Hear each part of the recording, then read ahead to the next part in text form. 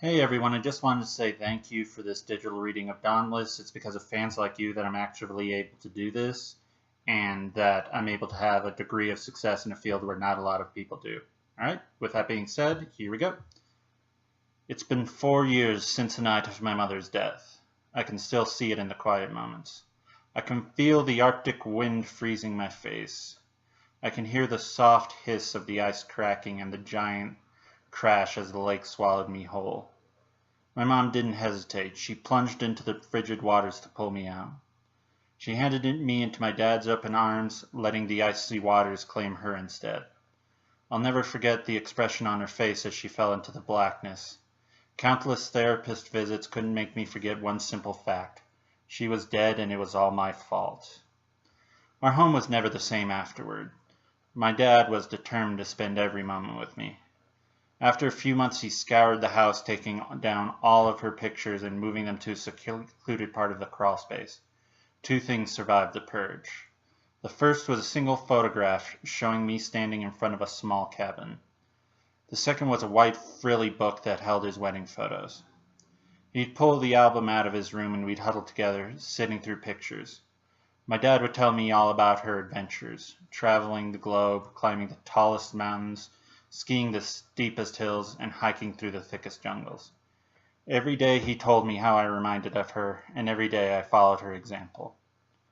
I didn't have any mountains to climb, hills to ski, or jungles to hike, but I did have Woodland Falls. It was my city, a place I knew better than anyone else. The city was my playground. I spent every day jumping from rooftop to rooftop, leaping onto fire escapes and running from one end of town to another. The adrenaline surge helped me forget. I'd outrun hordes of bullies who roamed the street and dodge police who'd run after me for sneaking in somewhere. When the adrenaline surge wore off, I'd lose myself in mementos of her. The relief would vanish, consumed by the guilt. Every discovery brought the pain back as if it was yesterday. My dad swore several times that I'd inherited everything she owned. So you can imagine my irritation when I got a 6 a.m. phone call telling me to drive down to her lawyer's office and picking up a chest I inherited. We pulled into the driveway around noon. The wind screamed like a giant's breath, sending icy waves cutting through the neighborhood. Snow continued to fall over the city, casting everything in a delicate white powder. My feet crunched as I stepped out of Aiden's truck. He grunted, pulling the gleaming rosewood box out of the flatbed of his truck.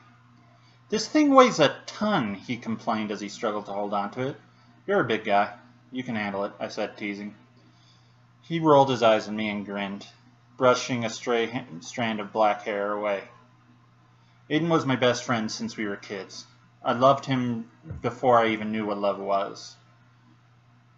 We were never apart. Whatever foolish stunt I decided to pull, he was never far behind.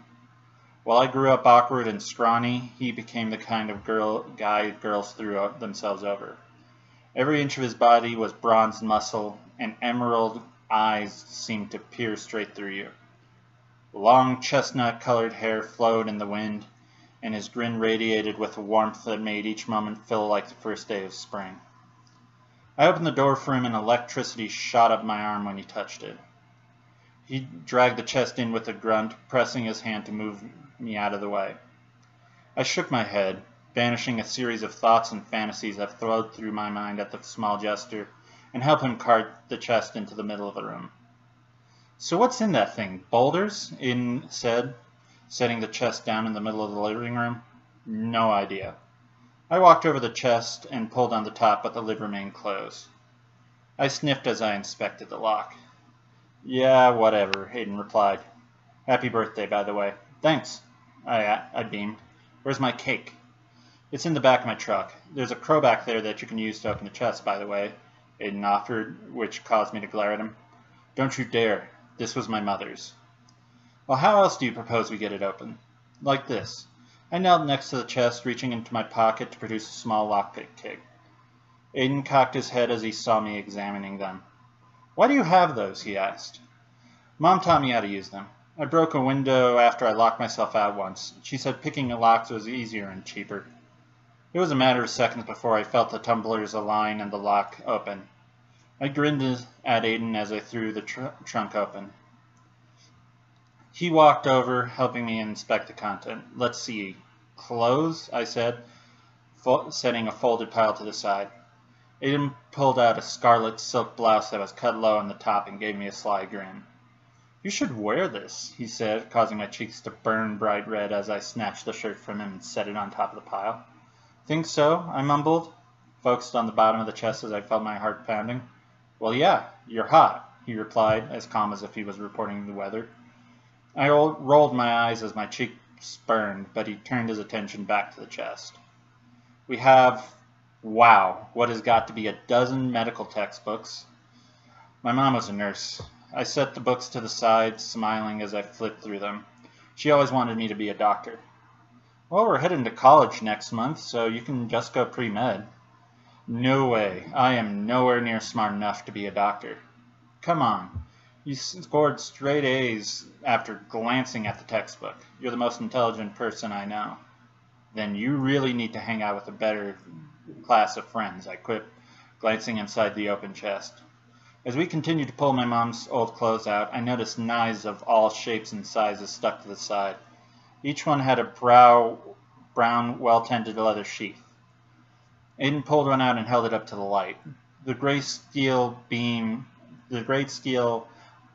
blade gleamed in the well-lit room, light dancing across the edge of the blade as it traveled down to the keen, razor-sharp edge. Aiden flipped the knife around in his hand several times before giving a low whistle. Wow, they're light, he said, impressed. I think it's Damascus steel, fashioned into an ivory handle. This thing is a work of art. Damascus steel? Back in the day, the city of Damascus has the finest smiths in the world. There's a rumor that the masters could make weapons that could cleave through the side of the anvil. How do you know all this? I know knives, he explained. I continued to stare at him and he rolled his eyes. My uncle owns a pawn shop. People brought all sort of merchandise there, and I have to be able to say what they're worth. He cast his eyes on the ground as he said it and tugged at his sleeve. My eyes went wide at the small gesture. Aiden was lying to me. Alright, that's about all for today. I'll continue this next week. I hope you enjoyed and have a wonderful day.